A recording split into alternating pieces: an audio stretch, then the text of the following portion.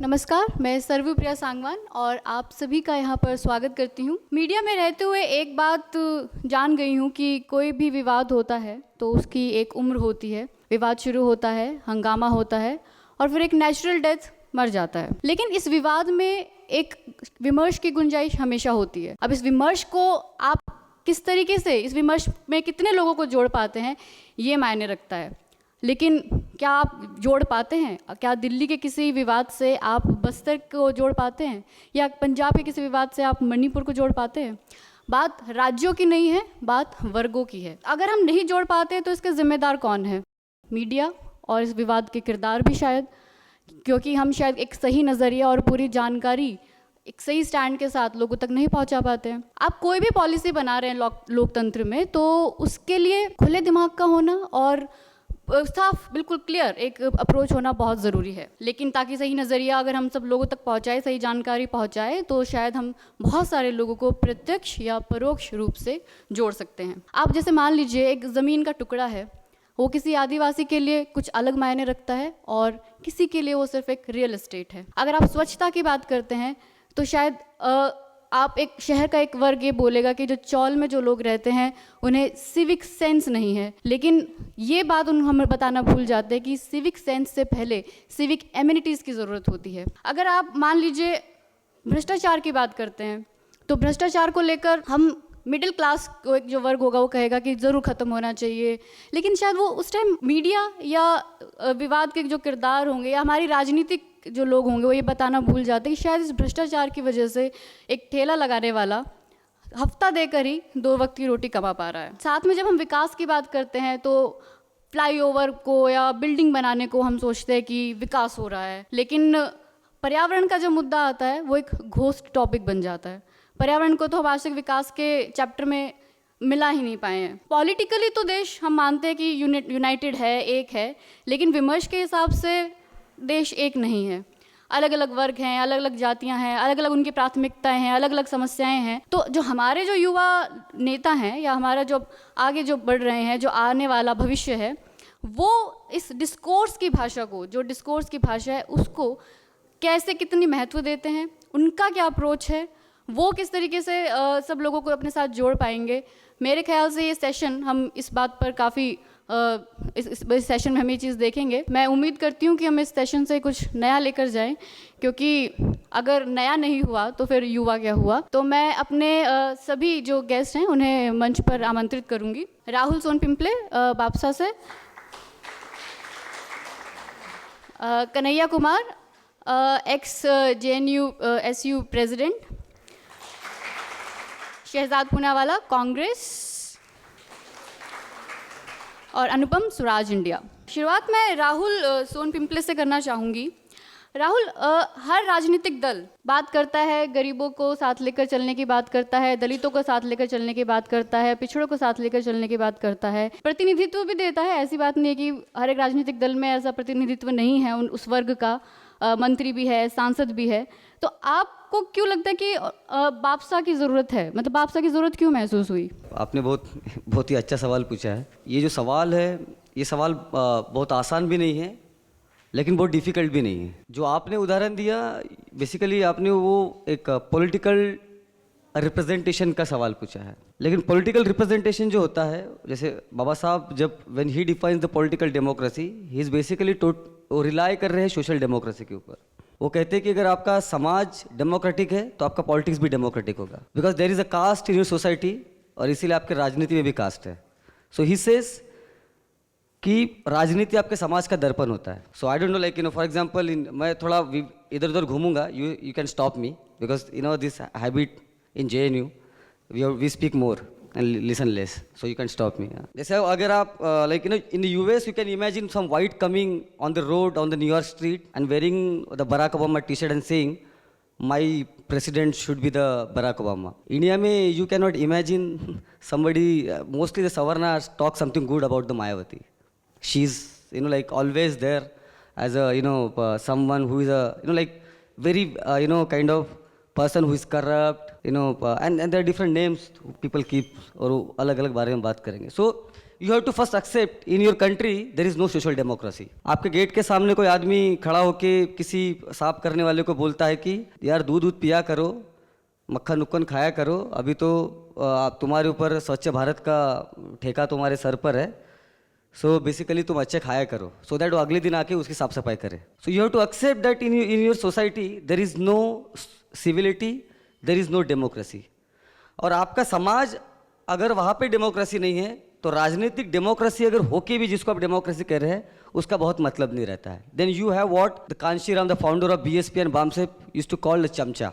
He used to say this political representative who comes from different political parties, जो अपनी political autonomy के बिना आता है, जो अलग अलग इससे, उनको चमचा कहते हैं। So he wrote a nice book called Chamcha Yug. ठीक है, तो एक सवाल तो मुझे इसलिए लगता है कि ऑप्रेस सेक्शन के लिए सबसे बड़ी बात है उनकी autonomy, which is what Malcolm X used to talk about the autonomy of the blacks.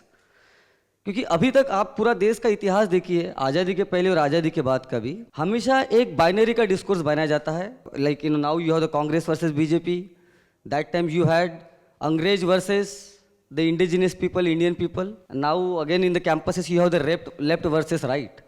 In this both, ये जो बाइनरी का जो डिस्कोर्स होता है, इसमें कभी भी एक जो ऑप्रेस कम्युनिटी से आने वाला लोग है उसका कोई ऑटोनॉमी बन नहीं पाता है। And Ambedkar was the biggest example who talked about the oppress autonomy, जिन्होंने कहा कि okay you can create communist party of India, कोई कांग्रेस बना सकता है, कोई भी अलग बना सकता है, but he said no, we want our own party and therefore he went to form the schedule caste federation. और जो ऑप्रेस ऑटोनॉमी से जो रिप्रेजेंटेशन आता है, मेरे ख्याल से वो एक्चुअल मायने में रिप्रेजेंटेशन होता है, क्योंकि वो समाज को बदलते हुए अपने पॉलिटिकल रिप्रेजेंटेशन को इंश्योर करता है, ना कि जो ऑलरेडी पॉलिटिकल रिप्रेजेंटेशन है उसमें सीधा शामिल होकर। राहुल, मैं आपको रोक रही हूँ, लेकिन मैं बताऊँ, जैसे मैंने कहा कि हर एक पार्टी में प्रतिनिधित्व तो मौजूद है, लेकिन जब उस पार्टी में जब वो पहुँच जाते हैं और या किसी पद पर पहुँच जाते हैं, तो आपको नहीं लगता कि कास्ट वर्सेस क्लास का एक क्वेश्चन स्टार्ट हो जाता है? क्योंकि आप उसमें जाकर अब उनका आचरण वैसा ही हो जाता है जिसके खिलाफ शायद आप लड़ रहे थे,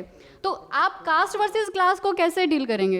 इंडियन स्टूडेंट्स बेसिकली जो कैंपसेस में ना, there is this basically the race to convert Indian society into the class.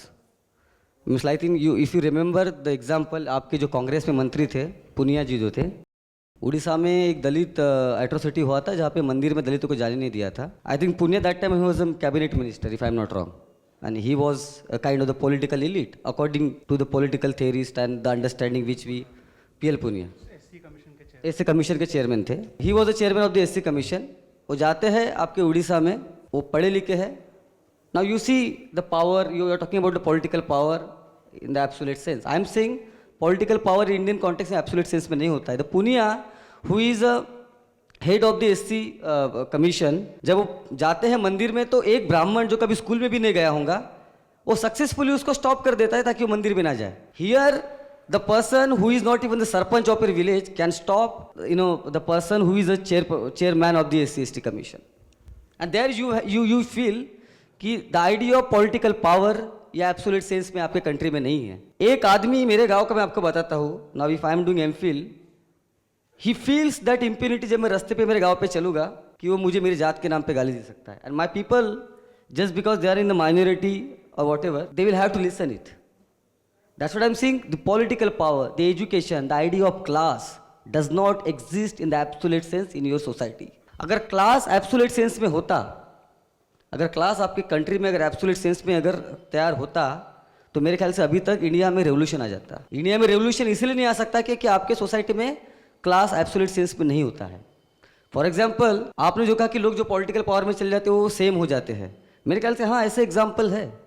मैं इसीलिए आपको बार बार कह रहा हूँ कि समाज जो होता है, in political science there is the discourse of the civil society, there is a state and there is a civil society. And मैं कह रहा हूँ कि in India there is no civil society and there is no civility in your country and you have to accept it. Civil society का मतलब ये होता है कि विच इज़ वेरी स्ट्रांग, जो आपके स्टेट को मजबूर करता है कि वो कुछ अच्छी चीज़ें, the example the things you are discussing, public policy जो है वो लोगों के फेवर में रहा है, but there is no strong civil society. Now my question is that कि आपके नेता जो है वो मजबूर हो गए कुछ अच्छा काम करने के लिए, if your society is really aware about it, if your civil society is very strong, but that is not the case. And therefore they can easily, when it's not about Dalits going to the becoming minister and becoming corrupt. ये मेरे ख्याल से media का अपना create किया हुआ discourse भी है. आई थिंक अगर मिनिस्ट्री देखा जाए अभी भी पूरा स्टेट का अगर आप मिनिस्ट्री देखेंगे पूरे स्टेट्स के, तो number of minister coming from the higher caste are much more higher than the lower caste. So I think अगर करप्शन का मामला है तो one should talk about like in that sense. मेरा बस एक ही चीज़ कहने, जो आपका सवाल का जवाब मेरा यही है कि क्लास जो है वो is kind of the it exists in the relative term. So if I am a Dalit, I am a middle class, I can buy the 20 rupees water bottle एक मॉल से, but when I go to my village, I cannot drink the water from the temple. But the same poor guy, maybe the higher caste and economically poor, can go and dance in the temple. And therefore, the class does not exist in the absolute sense in your country. Thank you. Kanhaiya, मेरा अगला सवाल मेरा आपसे होगा कि आपको क्या लगता है जो मार्जिनल क्लास है, हाशिए के लोग हैं, उनके लिए राजनीति में एंट्री लेना कितना आसान है? क्या मतलब, चलिए आसान ना सही, क्या दरवाजे खुले हैं? अगर आप जेएनयू का जो पिछले साल जो ये पूरा विवाद ना होता और आप उसके मुख्य किरदार ना होते, तो आप एंट्री लेने को, राजनीति में एंट्री लेने को अपना कितना स्कोप देखते थे? देखिए, सबसे पहली बात तो ये है कि जब हम राजनीति बोलते हैं तो उसका मतलब सिर्फ चुनाव लड़ना नहीं होता है, उसका मतलब वोट देना भी होता है, उसका मतलब वोट नहीं देना भी होता है, उसका मतलब किसी धरने में शामिल होना होता है और किसी धरने में शामिल होना नहीं भी होता है. तो राजनीति को आजकल बड़ा सीमित कर दिया गया है कि यदि आप चुनाव लड़ते हैं कि नहीं लड़ते हैं, इसी से आपका पॉलिटिकल होना तय किया जाता है. मैं समझता हूँ कि जब आप कहते हैं कि I am not political and I don't have any political affiliation with anyone, any political party, it is a very political statement, very strong political statement. क्योंकि जब आप कहते हैं कि मैं ये पॉलिटिकल हूँ, मतलब आप किसी रूलिंग आइडियोलॉजी जो इस सोसाइटी को रूल कर रही है, उसकी कॉन्स्पिरेसी का हिस्सा हो चुके हैं. तो मैं नहीं समझता हूँ कि इस देश के अंदर तमाम तरीके के डिफ़िकल्टीज़ के बावजूद लोगों के राजनीति में शामिल होने के अवसर नहीं हैं. अब सवाल ये है कि वो बार्गेन कितना करते हैं. मतलब कुछ लोग 200 रुपये में अपना पॉलिटिकल स्ट्रेंथ बार्गेन कर लेते हैं, कोई जो है एक बोतल शराब में बार्गेन कर लेते हैं. तो ये अवसर तो है, लेकिन जहाँ तक आप पॉलिटिकल रिप्रेजेंटेशन में टॉप पोस्ट पे पहुंचने की बात करते हैं, मैं एग्री करता हूं कि वो आसान नहीं है. फूट सोल्जर बनना आसान है, राजा बनना आसान नहीं है. राजा बनना मुश्किल है. और आप देखेंगे कि धीरे धीरे ये बात जो है वो टूट भी रही है. 2-3 चीज़ ऐड करके मैं सम अप करूँगा. पहली बात तो ये है कि आज के समय में यूथ सबसे ज़्यादा पॉलिटिकल है. इससे पहले इतना पॉलिटिकल कभी नहीं था, और अपने पॉलिटिकल थॉट्स को लेकर के वोकल भी बहुत है. प्रॉब्लम यह है कि वो अपने आप को किसी पॉलिटिकल पार्टी या पॉलिटिकल आइडियोलॉजी से रिलेट नहीं करना चाहता है. वो इशू बेस अपना पोजीशन लेता है. मतलब हो सकता है कि उसको वैलेंटाइन डे मनाना बहुत पसंद हो और बजरंगियों की मारपीट में वो शामिल ना होता हो, लेकिन मोदी जी के अच्छे दिन के जुमले का वो सपोर्ट करता हो. तो ये कॉन्ट्राडिक्शन आपको दिखेगा. दूसरी बात ये है कि जो बात राहुल कह रहे थे, मैं उसको हाईलाइट करना चाहता हूँ कि हो सकता है कि आपके बगल में कोई दलित मैसेकेयर हो, उसका लाइफ आपके लिए मैटर नहीं करता हो, लेकिन ब्लैक लाइफ्स मैटर इस तरीके का डीपी आप फेसबुक पे लगाते हो और आप जो है बराक ओबामा का सपोर्ट करते हो. यहाँ आप बहन मायावती का सपोर्ट नहीं करते हो, लेकिन I like Obama, we can do it, वो आपका जो है एक टैगलाइन हो सकता है. तो लोकल इशूज जो है वो आपको इम्प्रेस नहीं करते हैं, लेकिन जो ग्लोबल इशूज है उसके साथ आप बहुत अपने आप को इंटैक्ट महसूस करते हैं, जुड़ा हुआ महसूस करते हैं. तीसरी बात जो बहुत इंपॉर्टेंट है यूथ के लिए, वो ये है कि पॉलिटिकल पावर को के इम्पोर्टेंस को वो समझते हैं, पॉलिटिक्स को लेकर के बहुत वोकल हैं, इशूज को लेकर के भी वो बहुत अवेयर हैं, लेकिन राजनीति में जाकर के हम कुछ अच्छा कर सकते हैं, इसको लेकर के वो बहुत रिलक्टेंट हैं. इसीलिए क्या होता है कि जब दिल्ली यूनिवर्सिटी में चुनाव होता है तो वो लोग समझते हैं कि टुडे इज़ हॉलीडे, वो जो है वोट देना ज़रूरी नहीं समझते हैं. और लगता है उनको कि ABVP, NSY या कोई भी जीत जाए क्या फ़र्क पड़ता है, हम तो अपना क्लास करते रहेंगे, हमारी दोस्त के साथ हमारा ब्रेकअप पैचअप जो है वो चलता रहेगा. और इस बीच में अगर कुछ कूपन्स यदि मिल जाते हैं फन एंड फूड के और फिल्म जाने के, तो वो उससे जो है अपने आप को रिलेट नहीं करते हैं, वहाँ एक रिलेक्टेंसी जो है वो उनको दिखती है। तो कुल मिलाकर के ये जो सवाल आज उठाया जा रहा है कि राजनीति में आम लोगों के लिए जाना संभव नहीं है, मैं इस बात से सहमत नहीं हूँ। राजनीति में आम आदमी के बिना आज के समय में कुछ होना संभव नहीं है। मतलब किसी को भी देख लीजिए, उड़न खटोला से वो साल भर उड़ते हों, लेकिन जब चुनाव आता है तो नीचे उतर जाते हैं और हाथ जोड़ लेते हैं उस आम आदमी के सामने, आम इंसान के सामने। तो politics starts from the rights, क्या आपके पास राइट हैं, वहीं से ये शुरू होता है। लेकिन आजकल जो सबसे हमारा इम्पॉर्टेंट पॉलिटिकल पावर है उसको सबसे लेस इम्पॉर्टेंस जो है वो दिया जाता है। मतलब वोट, हमारा डेमोक्रेसी के अंदर वोट देने का राइट जो है हमारा सबसे इम्पॉर्टेंट पॉलिटिकल राइट है, उसको हम सबसे कम इम्पॉर्टेंस देते हैं। बाकी हम सब कुछ लिखेंगे, दीन दुनिया की तमाम बात करेंगे, लेकिन ये जहमत नहीं उठाएंगे कि बगल में उत्तर प्रदेश है तो जा कर के हम जो है असेंबली पोल में जो है पोल करके आ जाए। तो मैं समझता हूँ कि राजनीति में जाना आसान है, राजनीति में लोग जा भी रहे हैं। हाँ, मैं इस बात से सहमत हूँ कि टॉप पोजीशंस पे पहुंचना आज भी मुश्किल है, लेकिन मोदी जी ने तो उस बात को भी ब्रेक कर दिया है। जब एक चाय बेचने वाले का बेटा प्रधानमंत्री बन सकता है तो कहीं ना कहीं ये बात भी अब ब्रेक हो रही है। और ऐसा नहीं है कि हिंदुस्तान में ये बात पहली बार हुई है। अभी उदाहरण दिया गया माननीय कांसीराम जी का, मायावती जी का, तमाम तरीके के लोगों का आप एग्जाम्पल देख लीजिए। खुद हमारे यहाँ लालू प्रसाद यादव जी, नीतीश कुमार, बीजेपी के भी जो आपके शिवराज सिंह चौहान हैं, ये लोग किस कम्युनिटी से आते हैं, किस तरीके का फैमिली बैकग्राउंड रहा है। तो ऐसा नहीं है, मतलब अवसर हैं, कम हैं, लेकिन अगर वोटिंग राइट का सवाल है, रिप्रेजेंटेशन का सवाल है, डेमोक्रेसी में अगर नंबर का सवाल है, तो ये इतनी बुरी चुनौती नहीं है जिसका सामना नहीं किया जा सकता है और जीता नहीं जा सकता। तो जैसे वही एक दोबारा इसी से आपकी बात से एक सवाल पैदा होता है, जैसे आपने मुझे बताया कि बाहर के किसी टॉपिक से या बाहर के किसी मुद्दे से यहाँ के लोग फिर भी थोड़ा रिलेट कर पाते हैं, यहाँ के नहीं कर पाते। तो क्या फिर वही बात आती है कि जो आपका डिस्कोर्स है, जो विमर्श है, वो आप सही तरीके से लोगों तक नहीं पहुँचा पा रहे हैं। आप लाल नीले को इकट्ठा करने वाली बात करते हैं, लेकिन फिर भी अब जो पूरा जो दलित पॉलिटिक्स है वो अलग से शेप ले रहा है, वो लाल और नीला साथ साथ नहीं आ पा रहा है। देखिए, सबसे पहली बात तो ये है कि साथ आएगा कि नहीं आएगा, मैं समझता हूँ कि ये किसी के चाहने से नहीं होगा। उसके लिए सोसाइटी में एक ऑब्जेक्टिव रियलिटी होती है, और ऑब्जेक्टिव रियलिटी को मैं इस रूप में देखता हूँ कि डंडा एक है तो हमारी पीठ एक क्यों नहीं हो सकती है। फिर तय होगा कि डंडा टूटेगा कि पीठ फटेगा। मतलब ये है कि जो फोर्सेस रोहित वेमुला के इंस्टीट्यूशनल मर्डर के लिए जिम्मेवार है, वही फोर्सेस नजीब को गायब करने के लिए जिम्मेवार है, वही फोर्सेस यूजीसी गजट ला करके 100% वाइवा ला करके वंचितों को हायर एजुकेशन में आने से रोकने के लिए जिम्मेवार है, वही फोर्सेस 17% का बजट कट कर रही है, वही फोर्सेस डिफरेंट तरीके के लोग जो सवाल उठा रहे हैं, चाहे वो राहुल हों या कोई और हों, उनको अलग अलग तरीके से परेशान कर रही है। मुझे सरकार ने जेल भेजा, इनको सस्पेंड कर दिया है।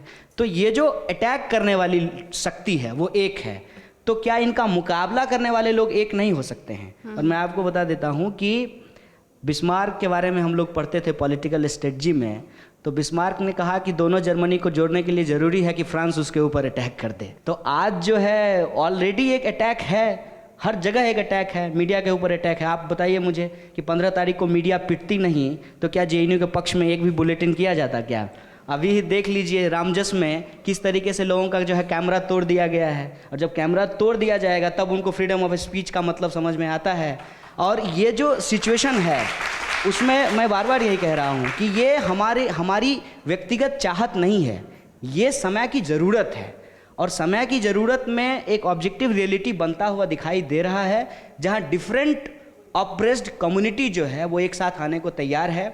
और एक जगह मैं सेकेंड क्लास सिटीजनशिप पे बोल रहा था, तो कई बार लोगों को समझ में नहीं आता है कि हम ऑप्रेस्ड हैं। मान लीजिए कि मैं बिहारी हूँ, ठीक है, तो मैं पटना में फन्ने खा हो सकता हूँ, लेकिन यहाँ जब मैं आया दिल्ली तो उतरते ही ऑटो वाला सबसे पहले बोला कि बिहार से आए हो, तो एक इमीडिएटली आपको जो है फील होता है कि हम इस देश में सेकेंड क्लास सिटीजन हैं और हमको कई तरह का प्रॉब्लम फेस करना पड़ता है। जो महिला है, चाहे उसका कोई भी कास्ट हो, चाहे वो कोई भी डेमोग्राफी उसकी रही हो, लेकिन क्या महिला जो है दिल्ली में 12 बजे रात को घूम सकती है? तो क्या उसको सेकेंड क्लास सिटीजनशिप का प्रॉब्लम नहीं फेस करना पड़ रहा है? उसी तरीके से दलित हैं, आदिवासी हैं, पिछड़े हैं, अल्पसंख्यक हैं, गरीब हैं, किसान हैं, मजदूर हैं, ये सब सेकेंड क्लास सिटीजन की तरफ ट्रीट किए जाते हैं। और एक एग्जाम्पल हमने दिया कि एक जो है बड़े बड़े जो है इलीट आदमी के नाश्ते के टेबल पे एक फल की टोकरी रखी हुई है, तो सेब मुंह चिढ़ा सकता है केले का कि तुम लंबा हो, और केला कह सकता है कि तुम गोल हो, है मतलब एक सेकेंड क्लास सिटीजन जो है दूसरे को सेकेंड क्लास सिटीजन बोल रहा है,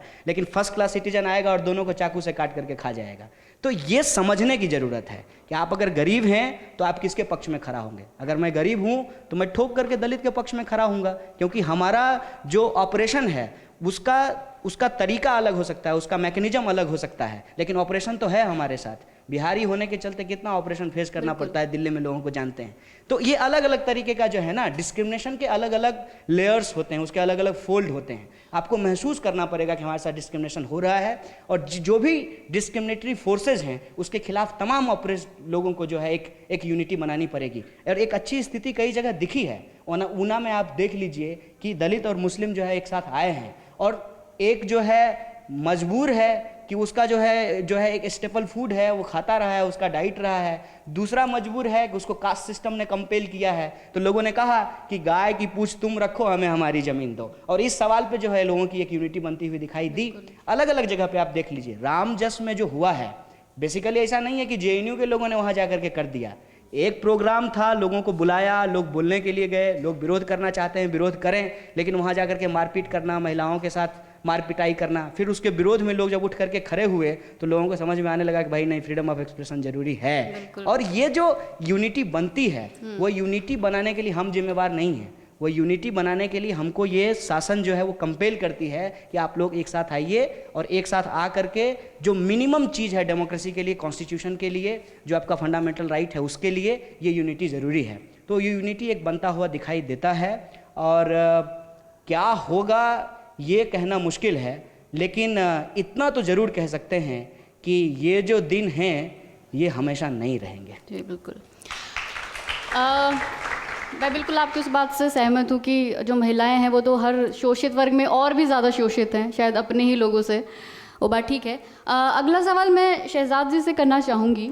शहजाद, देखा जाए तो परिवारवाद वैसे हर पार्टी में, हर राजनीतिक दल में है, लेकिन पता नहीं ऐसा क्यों एक आम धारणा बन गई है, लोगों में बात पहुंच गई है कि कांग्रेस इसकी ब्रांड एम्बेसडर है।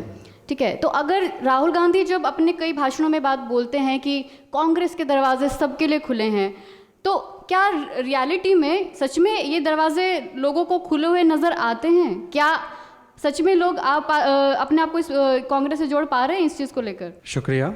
सबसे पहले मैं तमाम ऑर्गेनाइजर्स को धन्यवाद देना चाहता हूँ कि इतना अच्छा प्रोग्राम किया है।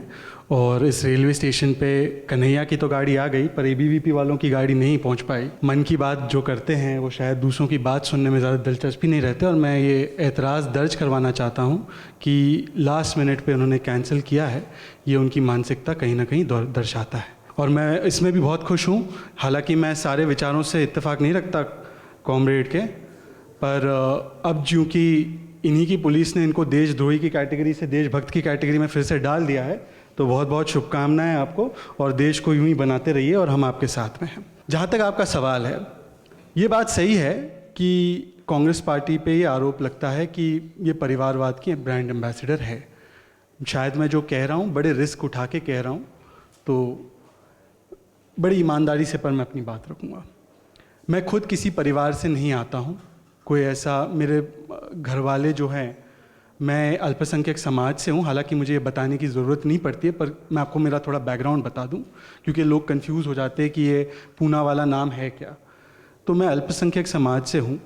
दूर दूर तक मेरे परिवार का ना राजनीति में, ना कोई सरकारी महकमे में या किसी भी तरीके से, हम लोग हमेशा एक बिज़नेस कम्युनिटी रहे हैं, और उस तरीके से हम लोग हमेशा पॉलिटिक्स से दूर रहे हैं। 2002 के जो दंगे हुए उसके बाद मैं बड़ा प्रभावित हुआ। मैं 2002 के दंगों के बाद, मेरी उम्र कम थी, 15, 16, 17 साल का था मैं, और उसके बाद मैं गुजरात गया। वहाँ पे मैंने रिलीफ एक्टिविटी की काम की, और उसके बाद जहाँ पे भी ये सांप्रदायिक ताकतें हैं, मुझे लगा कि इनका विरोध करना और इनके ख़िलाफ़ देश को इकट्ठा करना, और लोगों को बताना कि इनका असली एजेंडा क्या है, जिस पे भी मैं आऊँगा, वो ज़रूरी है।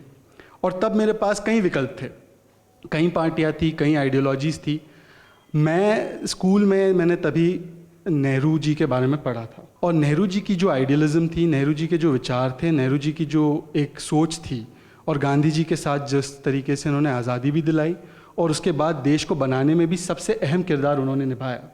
और मुझे नहीं लगता कि नेहरू जी पे या गांधी जी पे इन तरीक़ों का आरोप लग सकता है कभी कि उन्होंने किसी परिवार को या किसी एक तबके को ज़्यादा जोर दिया। उन्होंने हमेशा सभी के लिए काम किया। उससे प्रभावित होकर मैं कांग्रेस पार्टी में आया। ये बात सही है, और ये सिर्फ कांग्रेस के लिए नहीं है, ये तो मैं अपने खुद के नेताओं से भी कहता हूँ कि हर पार्टी में। अब मैं पिछले दिनों एक शो पर था और वहाँ पे मुझे 1 मिनट का मौका मिला, क्योंकि भाजपा वालों से बड़ी विनती करके हमने कहा कि 1 मिनट चुप बैठे ताकि हम आपको आपका चेहरा बता सके। मुझे 1 से 1.5 मिनट सिर्फ उनके जितने परिवार वालों को उन्होंने टिकट दिए, राजनाथ सिंह के पोते से लेकर स्वामी प्रसाद मौर्य के पोते तक, बेटे तक, सभी लोगों के बेटे को जितने एक इलेक्शन में टिकट दिए उसके लिए 1-1.5 मिनट का वक्त लगा। हर पार्टी में परिवारवाद है। ये सिस्टम की एक हमारी दिक्कत है। आपके मीडिया में भी है। माफ़ करना, बरखा दत्त की भी माताश्री और पिताजी मीडिया से ताल्लुक़ रखते थे।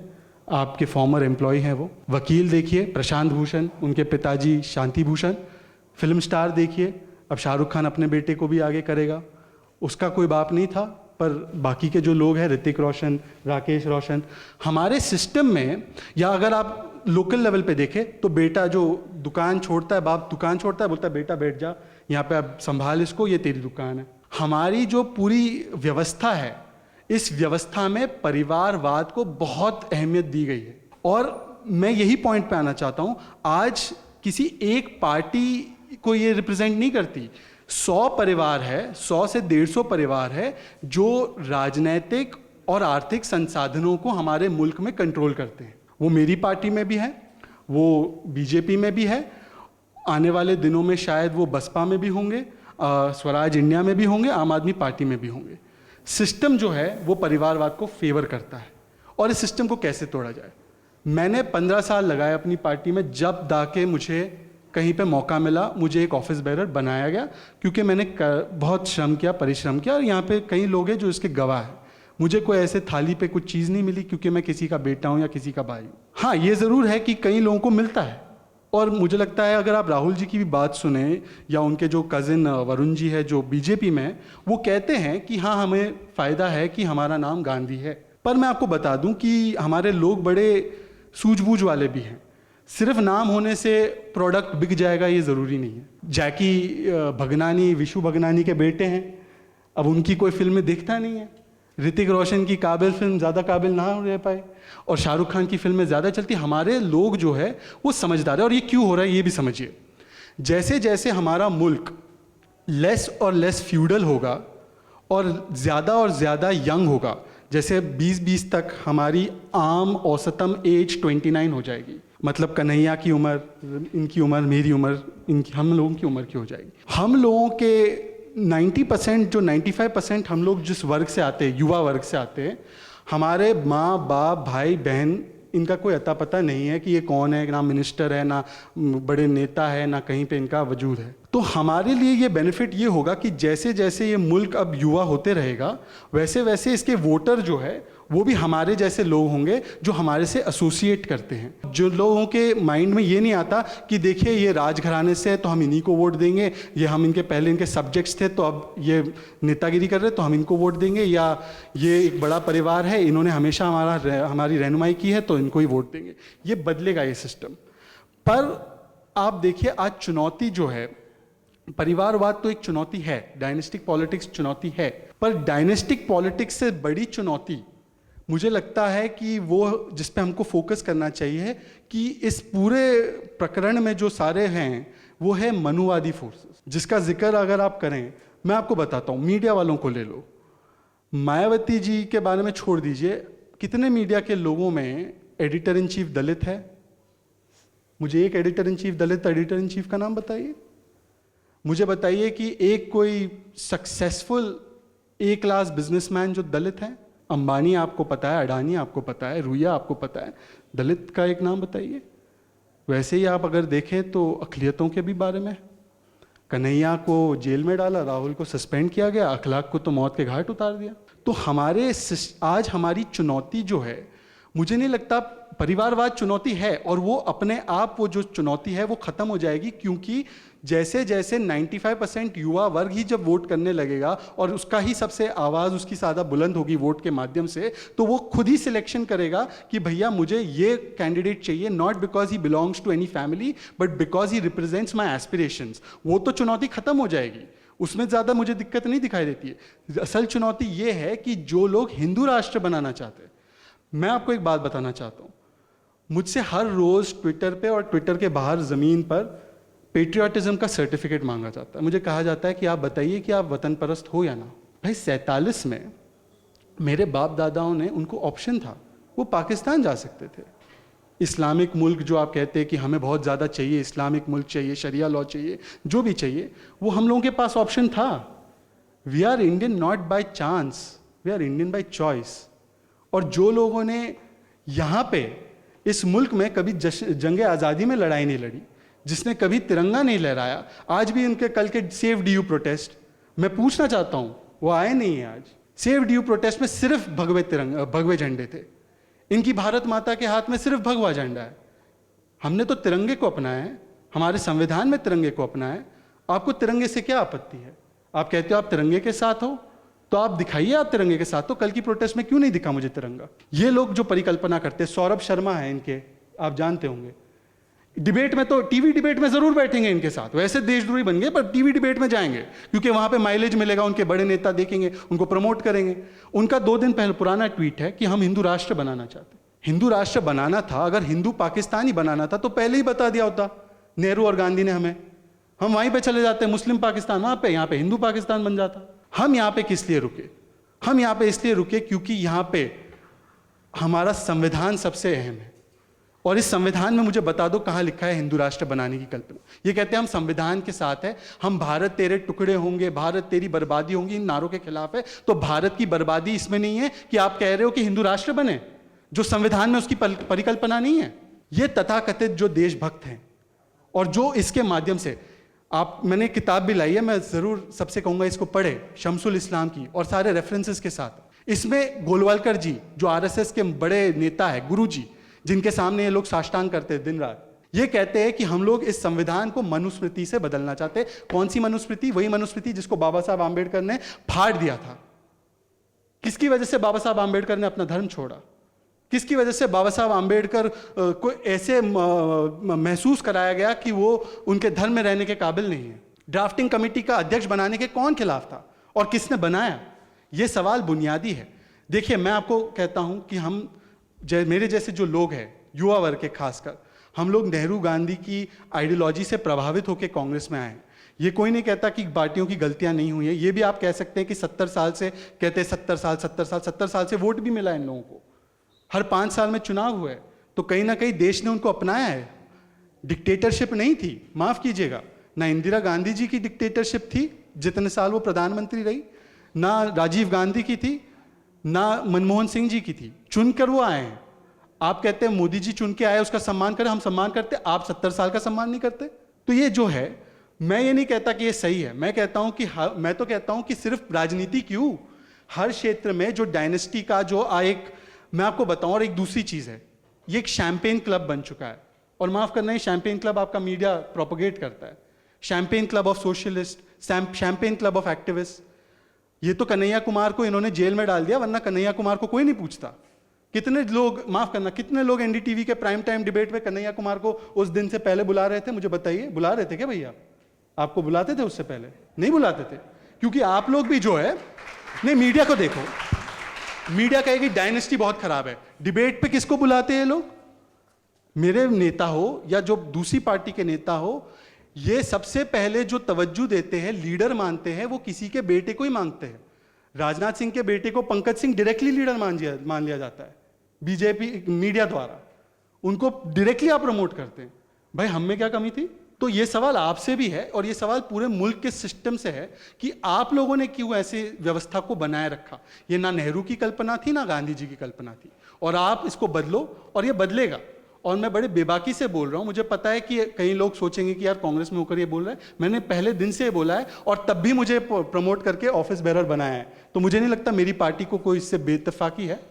पर मैं ये ज़रूर कहूँगा कि हमारा बड़ा चैलेंज आज परिवारवाद वाला सिस्टम नहीं, मनुवाद वाला सिस्टम है। और ये मनुवाद वाला जो सिस्टम है ना, ये तो पूरे मुल्क को ख़त्म कर देगा। तो इससे हमें लड़ना पहले सबसे ज़्यादा हमारी प्राथमिकता है। और इसीलिए मैं कहता हूँ कि कॉमरेड हो, हमारे बापसा के लोग हों, स्वराज इंडिया हो, आम आदमी भी हो, हमें सबको मिलकर इस चुनौती से लड़ना है। बाकी की जो चुनौतियाँ हैं आर्थिक विषयों पर या आइडेंटिटी के विषयों पर हम लड़ सकते हैं। कम से कम हम एक दूसरे को देशद्रोही नहीं कहते। हम ये नहीं कहते कि आप मायावती के सपोर्टर हो या आप दलित कांशीराम जी के सपोर्टर हो तो आप देशद्रोही है। ये सिर्फ एक तबके का लोग कहता है, और वो जो है वो आज यहाँ पे नहीं आया, क्योंकि उनकी जो फितरत है वो कायरों की फितरत है। मर्सी पेटिशन लिखने वाले हैं और वो इसलिए यहाँ पे नहीं आए, वो भागते हैं, मन की बात करते हैं। अनुपम, आपने भी सुना शहजाद को, और क्या आपको सच में लगता है कि जो परिवारवाद वो सच में कोई मुद्दा है भी? क्योंकि आप किसी भी पार्टी में जाइए तो एक वन मैन आर्मी बनकर ज़रूर रह जाता है। तो क्या सच में हम परिवारवाद को क्यों जब बात करें, जब अगर कोई जहाँ पर परिवारवाद नहीं भी था, जिस नेता ने परिवारवाद को नहीं भी बढ़ाया, उस अपने बेटे को नहीं लाया, तो क्या वहाँ पे वो एक वन मैन आर्मी की तरह काम नहीं कर रहा है? देखिए, शहजाद भाई ने शुरुआत में बताया कि इनके ऊपर जब इनकी पार्टी पर परिवारवाद का आरोप लगा तो इनको 1.5 मिनट लग गए बीजेपी के नेताओं के और नेताओं के आगे के परिवारजनों के जो पार्टी में आए उनका नाम लेते लेते। एक समस्या यही रही है हमारे देश की राजनीति में खास करके कि जब कांग्रेस के परिवारवाद पे आरोप लगता है तो कांग्रेस बता देती है कि मीडिया में भी ये दिक्कत है, बीजेपी में भी ये दिक्कत है और स्वराज इंडिया में आगे भी ये दिक्कत होगी। जब बीजेपी को कहा जाता है कि 2002 का जवाब दो, तो वो जवाब देने के बजाय वो कहते तुम पहले 84 का जवाब दे दो। तो हर कोई एक दूसरे से सवाल ही पूछ रहा है, जवाब देने वाला कोई नहीं है। एक समस्या तो ये है, जवाब दे दे, कम से कम एक्नॉलेज तो किया, लेकिन जवाब दे दे और उसका समाधान ढूंढने की कोई सार्थक कोशिश करे, वो तो कम से कम परिवारवाद जैसे मुद्दे पर जितनी भी मेन स्ट्रीम पार्टी से मुझे तो नहीं दिखता कि कहीं कुछ हो रहा है ऐसा। दूसरी बात, आज की आपकी चर्चा का जो सब्जेक्ट डेमोग्राफिक डिविडेंड, तो पहले तो मैं देख के थोड़ा डर सा गया कि ये है क्या। मैंने पढ़ाई ही नहीं की ऐसी कोई चीज़, किसी ने समझाया क्या होता है तब समझ में आया कि ये तो बड़ा मज़ेदार है। मतलब अभी तक इस पे बात नहीं हुई, चर्चा नहीं हुई डेमोग्राफिक डिविडेंड जैसे पॉजिटिव शब्द पे, तो इसलिए मैं बस मौका लेके कर लेना चाहता हूँ। दुनिया भर में जो लोग हैं उनकी जो औसत आयु इस समय है वो इस वक्त मैक्सिमम है। वर्ल्ड एवरेज एज इतना ज़्यादा कभी नहीं रहा जितना आज है। कई सारे डेवलप्ड कंट्रीज़ में तो खैर, जापान जैसे कंट्रीज़ में तो जो एवरेज है वो बुज़ुर्गों की श्रेणी में आता है। और भारत इज़ सो फॉर्चुनेट कि भारत में जो औसत आयु है वो इस वक्त इतिहास में सबसे कम है। एटलीस्ट जब से रिकॉर्डेड हिस्ट्री है तब से इस वक्त जो भारत की जो औसत आयु है। डेमोग्राफिक डिविडेंड मतलब वर्किंग पॉपुलेशन कितना, टेक्निकली शायद 15 से 64 कुछ कहते हैं, जो लोग पढ़े होंगे इस सब्जेक्ट पे उनको बेहतर पता होगा। डिपेंडेंट लोग कम हैं और प्रोडक्टिविटी को सहारा देने वाले लोग ज़्यादा हैं। तो मैं इसका बहाना लेके, एक तो हम जिस राजनीति का प्रतिनिधित्व कर रहे हैं, जिसके लिए स्वराज इंडिया का गठन किया है, और ये सिर्फ स्वराज इंडिया की बात नहीं है, इन जनरल जो कुछ भी इस वक्त हो रहा है देश में, यूनिवर्सिटी कैंपसेस में जो हो रहा है, इन सब को ये समेटता है। इसमें वो ये है कि एक नई तरह की राजनीति की ज़रूरत इस वक्त जितनी ज़्यादा है उतनी कभी नहीं रही, जिसको कई लोग वैकल्पिक ऑल्टरनेटिव कहते हैं। मैं व्यक्तिगत तौर पे ये सब भारी शब्द का उपयोग नहीं करता, मैं तो बस एक नए जनरेशन की पॉलिटिक्स की बात करता हूँ, जो जेएनयू में दिखता है, जो दिल्ली यूनिवर्सिटी में दिखता है, जो इलाहाबाद यूनिवर्सिटी में दिखता है, जो स्टूडेंट अपसर्ज हो रहा है सत्ता के खिलाफ, उसमें दिखता है, और जिसके कारण स्वराज इंडिया का गठन हुआ है। उसका आधार ही यही है, भारत की आबादी का इतना बड़ा हिस्सा, इतना बड़ा तादाद है जो उस युवा श्रेणी में आता है। एक तो युवा है कि टेक्निकली युवा कौन है भैया, 35 तक हो तो युवा हो, 35.5 हो गए तो युवा नहीं रहे। मैं तो युवा उस मामले में, मैं भी क्या आप भी नहीं मानते होंगे, ये मैं वाली बात नहीं है। युवा है कौन?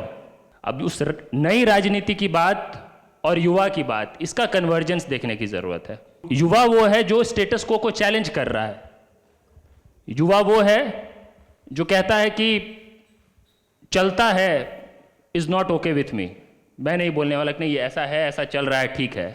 युवा वो है जो सवाल पूछता है, जवाब निकालने की कोशिश करता है और उसके लिए अलग अलग तरीके से यत्न करता है। और ये सब जब वो कर रहा है तो वो राजनीति कर रहा है। और जो नई राजनीति है उसका असल मतलब ही यही है। नई राजनीति तभी हो रही है जब ये सब हो रहा है। मतलब ये नई राजनीति जो है ये वो युवा ही कर सकता है। वो युवा 55 साल का हो, मैंने तो 22 साल के बुजुर्ग को भी देखा है और 55 साल के युवाओं को भी देखा है। तो वो जो युवा है, युवा का असल में युवा की परिभाषा ही वही है कि युवा वही है जो उस नई राजनीति के लिए संघर्ष करने को तैयार है, वो कर रहा है, जो इस वक्त देश में दिख रहा है। और उसका इतना बड़ा आधार तैयार है, इतना बड़ा, जिसको टेक्निकल टर्म्स में डेमोग्राफिक डिविडेंड कह लीजिए, सीधी सादी भाषा में कह लीजिए कि देश की इतनी बड़ी आबादी है जो इतना फ्रेश है, इतने फ्रेश थिंकिंग के साथ है और जो इस राजनीति को सुधारना चाहता है, बदलना चाहता है। तो आपका सवाल तो परिवारवाद से शुरू हुआ था। वो समस्या तो और ये पॉलिटिक्स का एजेंडा कई सालों से रहा है, कई चुनावों में रहा है, लेकिन इसमें कुछ भला हो गया हो ऐसा कुछ हुआ नहीं है अब तक। तो भला भी तभी होगा जब ये नेता और जनता, ये जो दो जमात बने हुए हैं, मतलब नेता का मतलब हम हमेशा मानते हैं कि नेता वो रहा, जनता यहाँ रही। नेता चांद की तरह है, दिखते हैं नेताजी तक कोई पहुंच नहीं सकता है। तो ये दूरी जो है, ये दूरी पाटने की जो राजनीति है, वही राजनीति होने वाली है आने वाले समय में। लेकिन जो सरकारें हैं, सरकारें और पार्टियां भी, वो कर क्या रही हैं? इस इतने बड़े पॉपुलेशन को, जिसको हम डिविडेंड कह रहे थे, डिविडेंड मतलब लाभांश, सच ए ब्यूटीफुल वर्ड, नुकसानांश नहीं है डिविडेंड। लेकिन यूपी में स्टेट गवर्नमेंट के किसी ग्रुप डी के नौकरी के लिए जब आवेदन निकलता है तो पता नहीं 23-24 लाख आवेदन आ जाते हैं उस पर। ध्यान होगा आपकी, 1-1.5 साल पहले की बात है ये। और सरकार को मजबूरन फिर उसको स्क्रैप करना पड़ता है। मिनिमम क्वालिफिकेशन है कि आप 7वीं पास हो और आपको साइकिल चलाना आना चाहिए। और उसमें अप्लाई कर रहे हैं PhD, पोस्ट ग्रेजुएट्स, लाखों की तादाद में इंजीनियर्स। तो जिसको हम डेमोग्राफिक डिविडेंड कह रहे थे, ये तो वही है जो वहाँ पे, ये वही है जो किसी समय जाके, जिसको हम अराजकता बाद में कहने लग जाएंगे, ये देखो जी ये क्या बन गए, ये क्या कर रहे हैं। तो इसका जिम्मेदार कौन है? इसका जिम्मेदार तो वही है ना जो रिसोर्स क्रिएशन या तो नहीं कर रहा है, या फिर वो जो डिविडेंड है हमारे पास, उस डिविडेंड को sufficient education, sufficient nutrition, sufficient values जो हमें देने की जरूरत है वो नहीं दे रहा है। दिक्कत तो यही है। देखिए, अभी के लिए जो चैलेंज है हम सब के सामने और जिसको लेके आगे बढ़ना, और अनफॉर्चुनेटली 5 राज्यों में चुनाव हुए अभी, एजुकेशन तो कहीं पे एजेंडा नहीं दिखा, कम से कम मुझे किसी भी राज्य के चुनाव में शिक्षा एजेंडा कहीं नहीं दिखा। तो कैसे ये डेमोग्राफिक डिविडेंड एक ड्रीम की बजाय नाइटमेयर ना बन जाए, एंड अनफॉर्चुनेटली ये नाइटमेयर होता हुआ, बनता हुआ दिख रहा है। सॉल्यूशन क्या है? सॉल्यूशन ये है कि कंस्ट्रक्टिव यूथ पॉलिटिक्स हो।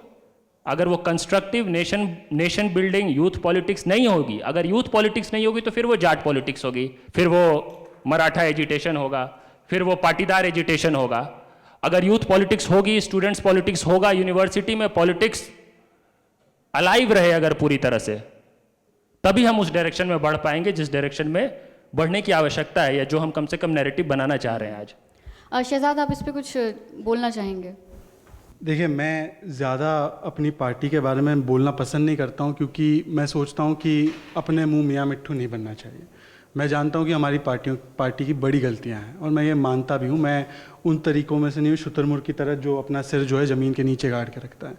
पर मैं आपसे, क्योंकि सवाल फिर से परिवारवाद पे कहीं ना कहीं आकर रुका हुआ है, तो मैं आपको बड़ी ईमानदारी से बताना चाहता हूँ कि यूथ कांग्रेस और जो NSUI है, आप कोई भी व्यक्ति जाके देख लीजिए। यहाँ पे कुछ लोग बैठे हैं यूथ कांग्रेस से, मेरे हिसाब से यहाँ पे हम लोगों ने पूरी तरीके से चुनावी सिस्टम किया है। यहाँ पे आप किसी के भाई, बेटा, बाप कुछ मायने नहीं रखता। आप आइए, चुनाव का फॉर्म लीजिए, चुनाव लड़िए। अब आप कहेंगे कि मेन पार्टी में क्यों नहीं किया? बिल्कुल मेन पार्टी में भी करने का है, पर आपको शुरुआत कहीं से करनी पड़ेगी, क्योंकि जब आप शुरुआत करते हो तब आपको लर्निंग एक्सपीरियंसेस मिलता है, कहाँ गलतियाँ हुई हैं। इस सिस्टम में भी काफ़ी खामियां रही, पर मैं आपको बता सकता हूँ हमारे जो यूथ कांग्रेस का प्रेसिडेंट है यहाँ पे 1 किलोमीटर दूर बैठता है, राजा बरार, खुद से बना हुआ व्यक्ति है, किसी का बेटा नहीं है, एमएलए चुन के आया, दूसरी बार एमएलए इलेक्शन लड़ रहा है। एनएसयूआई की जो है अमृता धवन, इससे पहले जो थे हाईबी ईडन और रोजी जॉन, ये सब लोग जो है इनके कोई ऐसे रिश्तेदार नहीं थे राजनीति में, और ये खुद एनएसयूआई यूथ कांग्रेस में रहने के बाद चुनकर एमएलए भी बने। तो हम लोगों ने मौका शुरू किया है, इसीलिए कहीं ना कहीं शहजाद पूनावाला भी, उसको भी मौका मिला एनएसयूआई में पहले, और फिर उसको मेन पार्टी में मौका दिया गया। एक्चुअली सिस्टम क्या है, हमारे यहाँ पे मनी इतना ज़्यादा हो गया इलेक्शंस में कि ये अब बन गया है कि कुछ ही लोग इसको अफोर्ड कर पाते हैं। कौन इसको अफोर्ड कर पाता है? जिसके बहुत सालों से, जिसके लोग, परिवार, रिश्तेदार पॉलिटिक्स में रहे हैं, उन्होंने जो पैसा कमाया है वो उसको इन्वेस्ट कर सकते हैं, क्योंकि फॉर देम ये है कि हमने यहीं से कमाया है, इसका 10-15% खर्च कर दो, चुनाव हो जाएगा, जीत जाएंगे तो फिर से 40%, 50% कमा लेंगे, रिटर्न ऑफ इंटरेस्ट अच्छा है। कन्हैया कुमार, मैंने इनकी माँ की वो जो रिपोर्ट थी देखी थी, 3000 रुपये में इनका घर चलता है। मेरा भी कोई ऐसा बैकग्राउंड नहीं है कि मैं बहुत अमीर हूँ, मुझे उम्मीद है कि अनुपम का भी ऐसा ही कुछ बैकग्राउंड है। हम लोगों के पास पैसे ही नहीं है चुनाव लड़ने के लिए, ये वास्तविकता है। तो हम लोग तो चाहते हैं, और हम हमारी पार्टी से, मैंने अपनी पार्टी से कहा इलेक्टोरल रिफॉर्म्स के लिए आप प्लीज़ पुश कीजिए, और हमारे नेतृत्व ने पुश किया है कि स्टेट फंडिंग होनी चाहिए, या तो इलेक्टोरल रिफॉर्म्स में मनी पावर जो है ख़त्म होना चाहिए, और हम चाहेंगे कि मोदी जी करे इसको।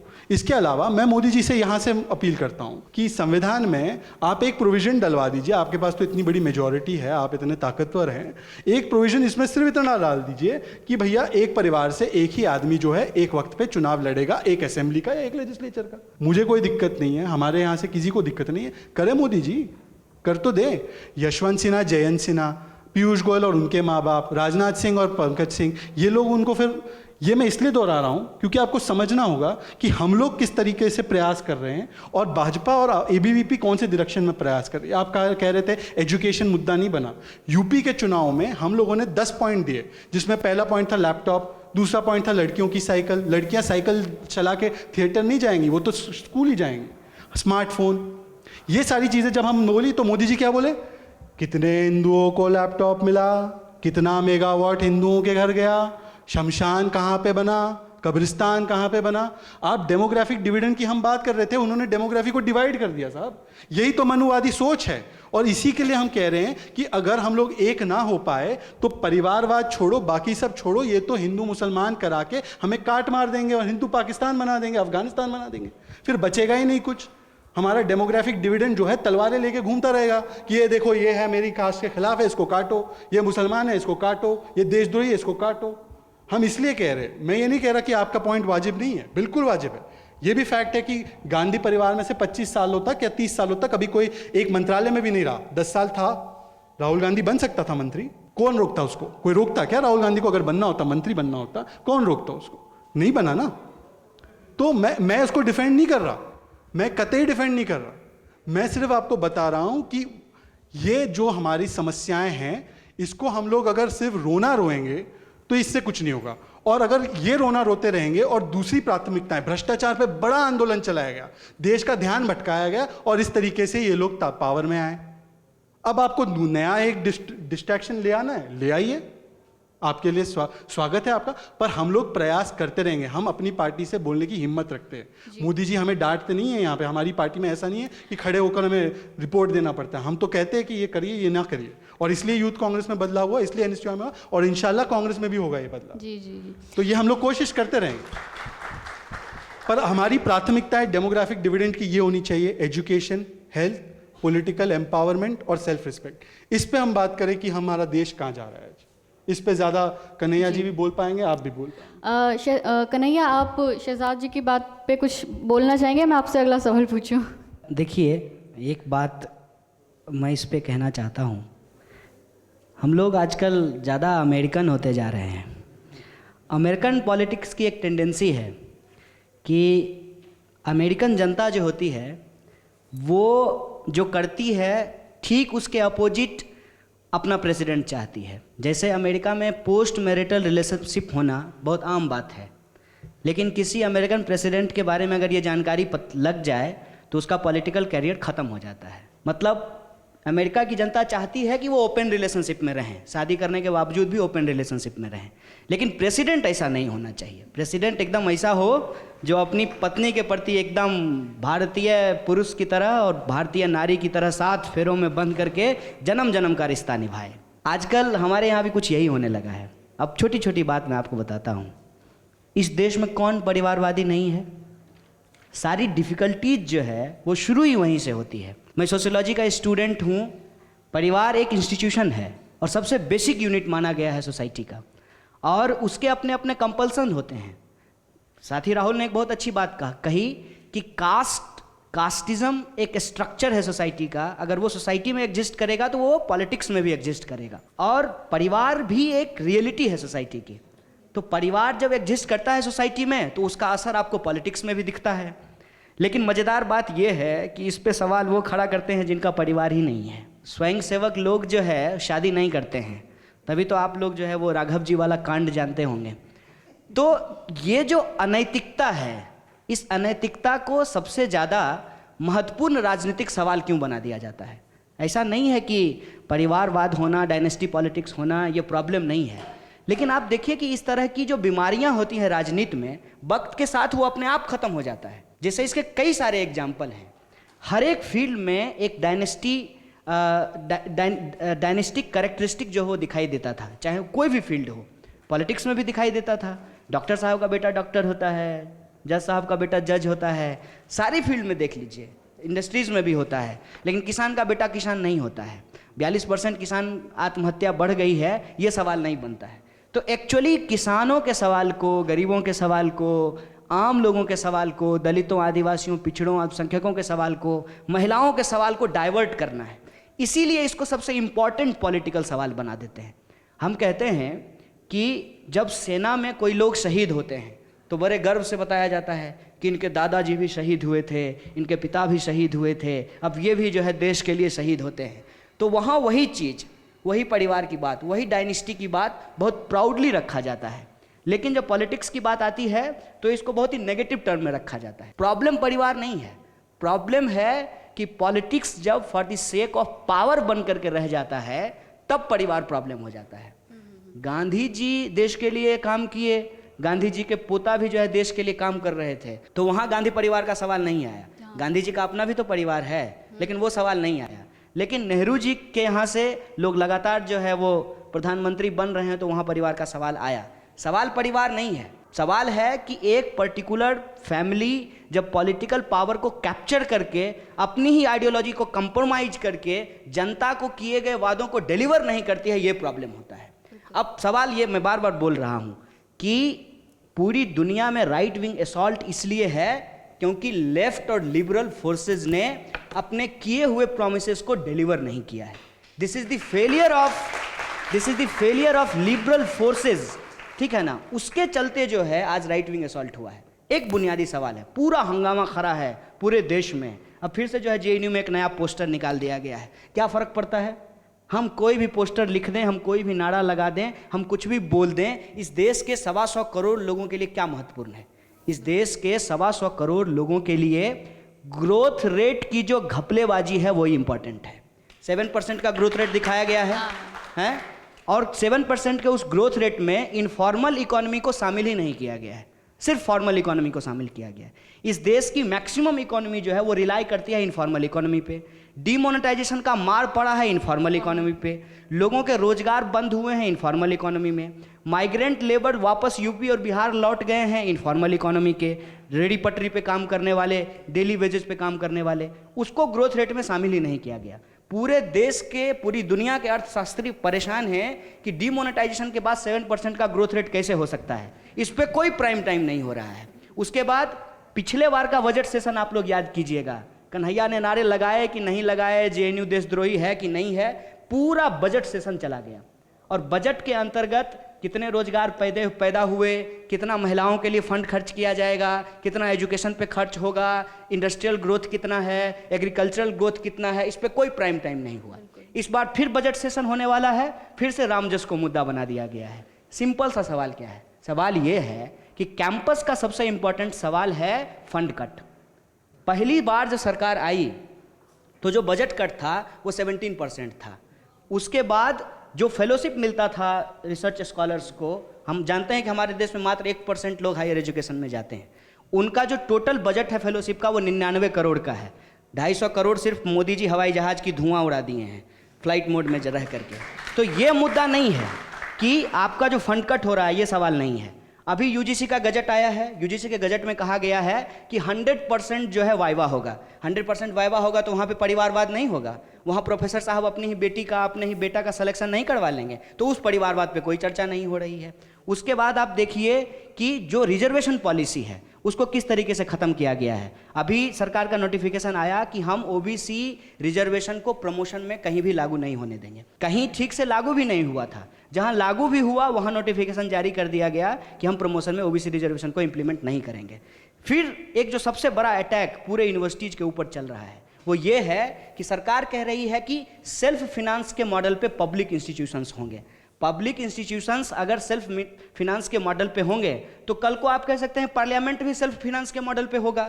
और उसी सेल्फ फिनांस के मॉडल के चलते देख लीजिए, जो ट्रंप रिपब्लिकन को चंदा देता था वही ट्रंप बोला कि भाई तुम राष्ट्रपति क्यों बनोगे, हम राष्ट्रपति बनेंगे।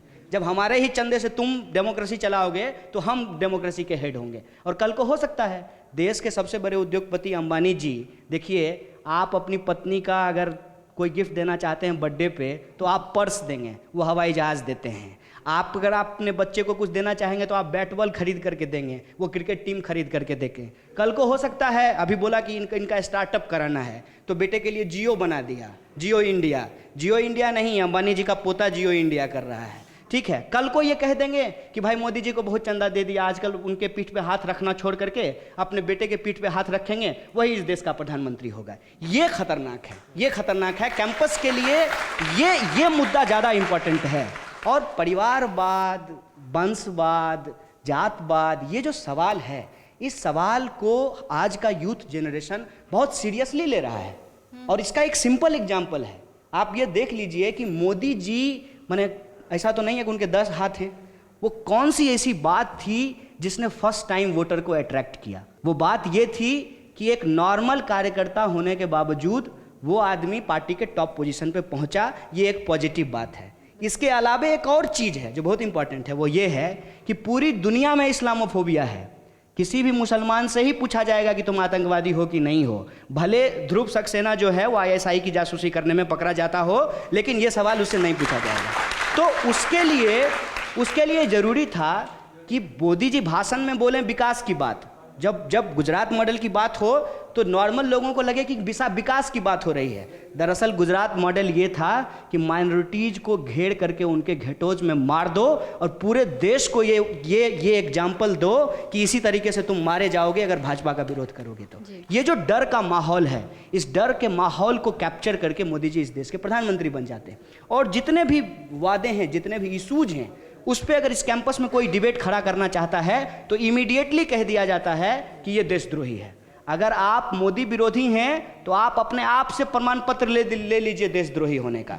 क्योंकि देश क्या है, देश बनता कैसे है, देश की परिभाषा कैसे तय होगी, ये आज हमारे लिए इंपॉर्टेंट नहीं है। हमेशा हमको डाइवर्ट किया जाता है। मैं समझता हूं कि देश की परिभाषा कॉन्स्टिट्यूशन से है और इसके प्रियम्बल का पहला लाइन है हम भारत के लोग।